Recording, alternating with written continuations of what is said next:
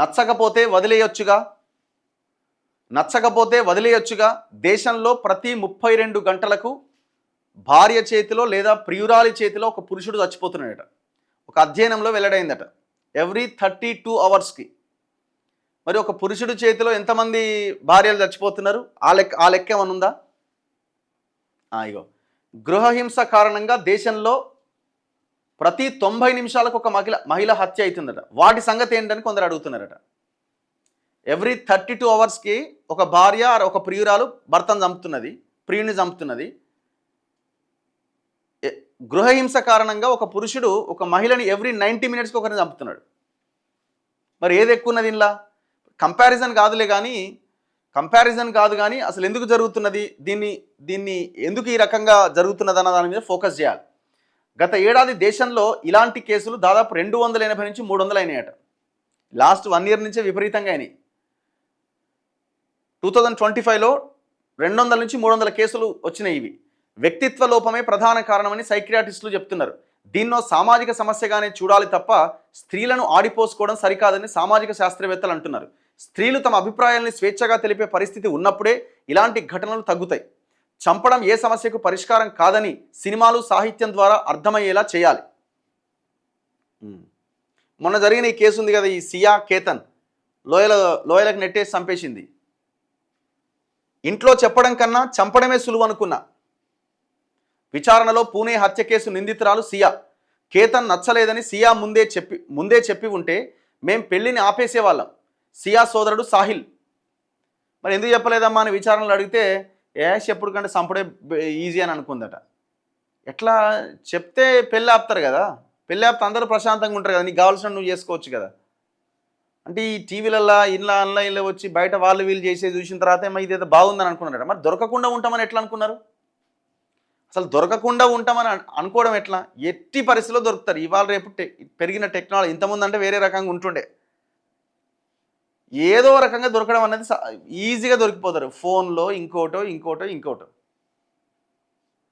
హనీమూన్కు వెళ్ళి ప్రియుడితో కలిసి భర్త రాజా రఘువంశీని చంపేసిన సోనం గురించి మరొక ముందే పూణేకు చెందిన సియా అనే యువతి తన కాబోయే భర్త కేతన్ అగర్వాల్ను లోయలోకి తోసి చంపేసింది. ఇవే కాదు, నచ్చిన వ్యక్తితో కలిసి బతకడానికి అడ్డు అనుకున్న తన 3 పిల్లల గొంతు నులిమి చంపిన తల్లి, భర్తను చంపి డ్రమ్ములో కుక్కి సిమెంట్తో కప్పేసిన ఇల్లాలు, బీమా సొమ్ము కోసం మగడి ప్రాణాలు తీసిన గృహిణి, ప్రియుడి ఆకర్షణలో పడి వరుణ్ణి కిరాయి గూండాలతో చంపించిన వధువు, సహజీవనం చేస్తున్న వ్యక్తితో కలిసి తల్లిదండ్రులను చెల్లెల్ని చంపిన యువతి, ఇలా ఇటీవల కాలంలో ఇలాంటి ఘటనలు వరుసగా జరుగుతున్నాయి. మొన్న రీసెంట్గా ఈడ ఆవంచన ఏదో గ్రామం తిమ్మాజీపేట నాగర్ కర్నూలు దగ్గర అల్లుడికి అత్త అలవాటట ఏం చేసింది, సొంత భర్తను చంపేసింది. అల్లుడు భర్త అందరు కలిసి భర్తను చంపేసారు. ఎట్లా చంపిందని ఇంక ఘోరంగా చంపింది, అది చెప్పలేము, అంత భయంకరంగా చంపింది. గణాంకాలు ఏం చెప్తున్నాయంటే మన దేశంలో భార్య లేదా జీవిత సహచరి చేతిలో ప్రతి 32 గంటలకు ఒక పురుషుడు హత్యకు గురవుతుండట. ఎవరు తేల్చారు ఇది? అలీగఢ్ ముస్లిం యూనివర్సిటీ న్యాయశాస్త్ర విద్యార్థి మొహమ్మద్ అదాన్ ఒక అధ్యయనం చేసి బయటపెట్టిండట. ఆయన అధ్యయనం ప్రకారం దేశవ్యాప్తంగా మీడియాలో గత సంవత్సరం రిపోర్ట్ అయిన కేసులు పరిశీలిస్తే 280 నుంచి 300 మంది పురుషుల హత్య వెనుక వారి జీవిత భాగస్వామి లేదా ప్రియురాలి ప్రమేయం ఉన్నట్టు వెల్లడైందట.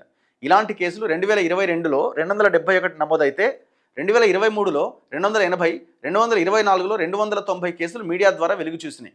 ఈ కేసుల్లో 40% మంది విష ప్రయోగం ద్వారా హత్యలకు పాల్పడితే 25% మంది గొంతు నులిమి చంపేశారు. 15% మంది కిరాయి గూండాలను ఆశ్రయించి హత్య చేయించారు.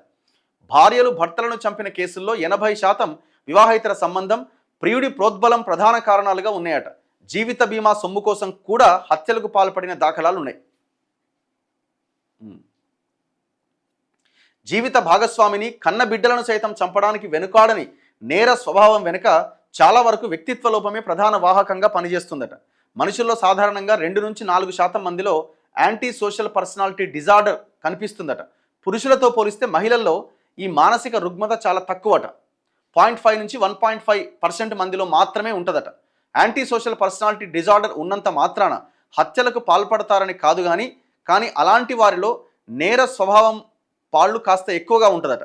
అయితే స్త్రీలైనా పురుషులైనా ఈ రకమైన సమస్య కలిగిన వ్యక్తులను గుర్తించడం చాలా కష్టమట. సో ఇట్లా